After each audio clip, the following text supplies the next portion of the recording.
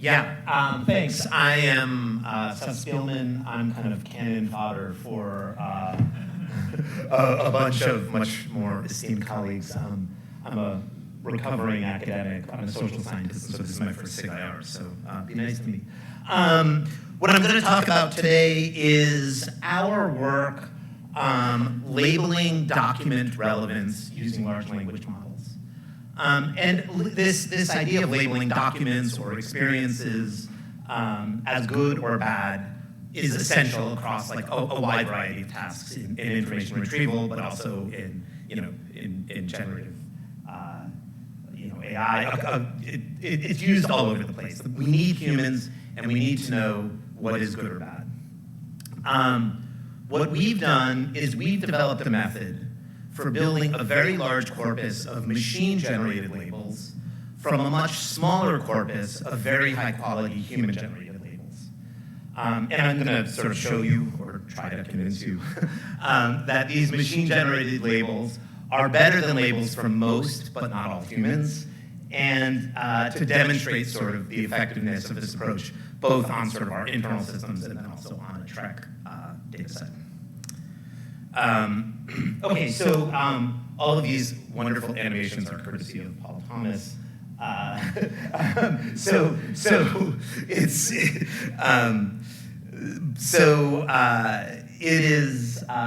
It's just useful to think a little bit about how search works. So we have users. Users enter queries into a system. That system returns, retrieves, and ranks a list of documents. And the question that we're often faced is are those documents good or bad? Are they in the right order, and so on? So we need those labels. We need labels to help us do that. From those labels, we compute a metric, and that metric tells us how well the system is performing, or how well the system is performing for this particular query. We often don't know if the labels that we've generated for those documents to measure their quality are good or bad. That is, the documents, sorry, the labels applied to the documents say if they're good or bad, but we also don't know if those labels themselves are good or bad. In a perfect world, we would have the user themselves label those documents. That is, and we could call those sort of golden documents. That is, these documents would be labeled by the user who issued the query. We would know if those documents helped them achieve their task. And those would be the best possible labels that we could get. In reality, we often don't have that. We have labels that come from a variety of other kinds of places. The crowd, paid labeler, annotators, whatever. So we can sort of think about the quality of labels on this continuum, where on the y-axis we have sort of the relative quality of the label, and on the x-axis we have the relative cost per label. So our maximum possible quality would be we get labels from real users. They tell us what was relevant to what they were trying to do. But getting information from real users or people who issue queries is relatively expensive, right? So it's way over, I don't do left and right well, on the right side of that graph. We can also think about other sources of relevance labels within this space, right? So crowdsourced labels are relatively low cost, but they're also relatively low quality. We could have very highly trained crowd workers who might give us slightly higher quality labels, but at slightly higher quality cost. We could think about having experts who could annotate some other user's query, and and those would be even higher quality, but also at higher cost. What we have found is that large language models with appropriate prompts sort of are in a very nice position on this graph in that they give us labels that are very high quality, higher quality than most other sources, and also pretty cheap, at least for us.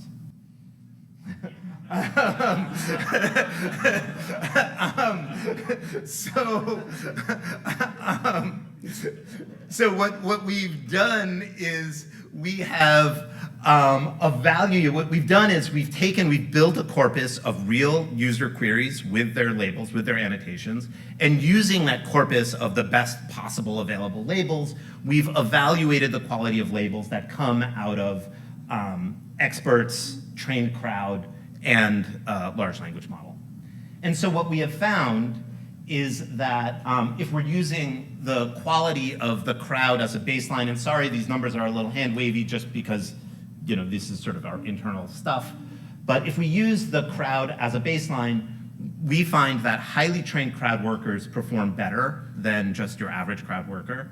We find that Microsoft employees perform better than those highly trained crowd workers, just a bit, and that GPT-4 is outperforming all of them with an appropriate prompt. Now, the important thing though is not, we're getting higher quality labels, but we're also able to do this much faster and much cheaper when we use the large language model. So the throughput is much, much faster when we use large language models, and the cost is much, much lower. Now, all of these cost estimates are, of course, these are all relative to us at Microsoft. Our employees are maybe not the cheapest people in the world, relative to crowd. But at the end of the day, the key thing is that we can produce a very high volume of very high quality labels using machines. The relative performance of the machine versus humans is not the same across all tasks. For example, the machine does substantially better than humans on, say, authority-related tasks, and the gap between machines and humans is maybe smaller on topicality tasks. The key thing is that we've really looked carefully across different types of tasks to see what works well. So what we've done is we've built a system where we began with this corpus of real user labels. Using that corpus of real user labels, we've built a prompt that allows us to label both the things in that corpus, and then we use that for other documents. So we have this prompt that we've designed using those gold labels. We then take sort of information from users. We get real queries. We get real URLs. We label them using the machine. We do many, many millions or hundreds of thousands of these things. Now I think we're probably well into the millions. And we sort of take a random sample of some percentage of those labels, and we have humans look at them to see if they're good, if they agree with the machine or not. If we find errors in the quality of those machine-generated labels, we then sort of move those. We have the crowd update those annotations. We then move them up a chain to experts who can then validate those crowd labels. Those are typically Microsoft employees. And then those land in the corpus of labeled documents again. So we treat those as very high quality gold labels after they've gone through this very careful review process. We then can use that corpus to redesign the prompt. And we just sort of rinse and repeat through this cycle. And that helps us build and maintain a corpus of a very large corpus of labeled documents. This all required a substantial amount of effort and some infrastructure. We've built an infrastructure for this corpus of labeled documents. This is roughly what it looks like. Here we have a real user, and their query is Swift iOS shutdown app. They say, I was looking for information on how to handle a shutdown gracefully. We have a bunch of documents that they have labeled for us as good or bad.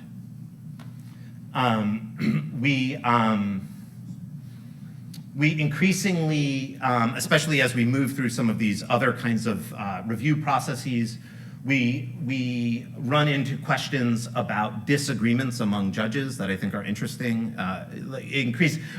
Earlier in our evolution, we would treat disagreements between annotators as sort of noise or error, or we would sort of throw out things where we didn't have consensus.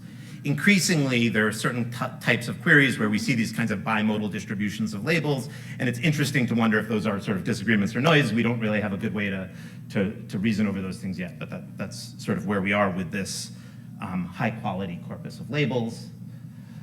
And then from that corpus, we build prompts. Because of time, our paper sort of talks through the prompt that we use, or sort of a simplified version of the prompt that we use in detail. We'll look at some of it, but I'll look to the moderator to sort of tell me to shut up and move on if we're getting low on time. But the key point is that using the exact same... So you got about 6 minutes. 6 minutes? Great. Okay, so key point is that using the exact same endpoint, using the exact same model, different prompts provide very different levels of annotation quality. So these horizontal lines are all different prompts, and they all give us very different levels of annotation quality on a tracked data set. The dark line is our sort of best performing prompt. And then one of the things that we did, because this was a while ago before there are now better methods for doing this, but what we did then is within that prompt, we did a bunch of sort of random paraphrases. And each of these little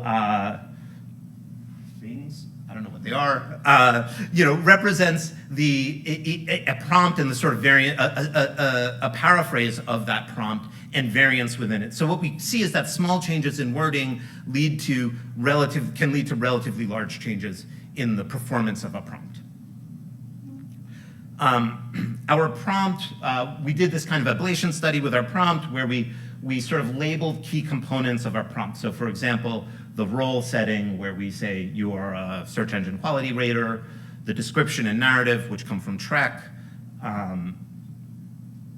the various aspects that we want the prompt to label, and this idea, our prompts have this notion, or this prompt has this notion of multiple judges, where we actually ask the machine to produce multiple annotations of a document, and then we sort of average across those.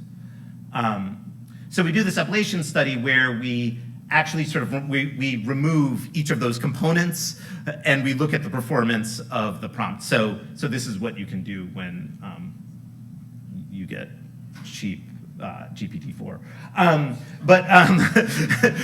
So we did this ablation study with our prompt, and what we saw, like this is just an eye exam. The important thing is that we then sort of built a model and we measured the effect of each component of the prompt, and we then looked at interaction effects among components. And the interesting thing is that we see the main effect of these things. For example, role, on average has a negative contribution. This statement that you are a search engine evaluator on average has a negative contribution to the performance of the prompt. Having multiple judgments on average has a negative contribution to the performance of the prompt. However, if we look at the interaction effect of those two things, it tends to be positive, right? So we get these weird kind of nonlinear interactions among prompt components, which can make, if you're sitting down and writing prompts by hand, that can make this a very difficult exercise, because something that maybe seemed like it didn't work at one point in your development cycle might interact nicely with something you add later, and so you get into this sort of funny place. 3 minutes. Yep. So just to wrap up, GPT-4 is sort of outperforming all of these other sources of human labels, both on our prompt, both on a tracked data set and on our sort of internal things. We've built this machine that allows us to generate very large quantities of machine-generated labels. Key takeaways from our perspective are that LLMs for labeling are faster, cheaper, and better than most other options, but it's really important to have these robust human-generated data sets. In our commercial setting, we're able to monitor label quality continuously and update our reference set with model errors. This approach allows our reference sets to co-evolve with user behavior and allows us to sort of make sure that things are continually working. In terms of prompt development, some of the new tools that have been talked about here make this less important. But we see complex interactions across prompt components and within prompts. So there's within and between prompt sort of variance. And finally, the bigger picture is that cheap, high-quality labeling machines enable lots of new kinds of technologies for search. They enable us to engage with things that might be very expensive otherwise. For example, we can ask questions like, what is the conditional utility of this document given all of the other documents that you see? And that's a hard question with humans because it's got this kind of combinatorial piece. We can think about how you measure success for tasks. And lastly, we can develop these new kinds of search experiences, which you've seen here, in which rather than just ranking documents simply, we can really look at the fit of a document to a user's actual problem, to the task that the user is trying to solve. And with that, I'll stop. Thank you.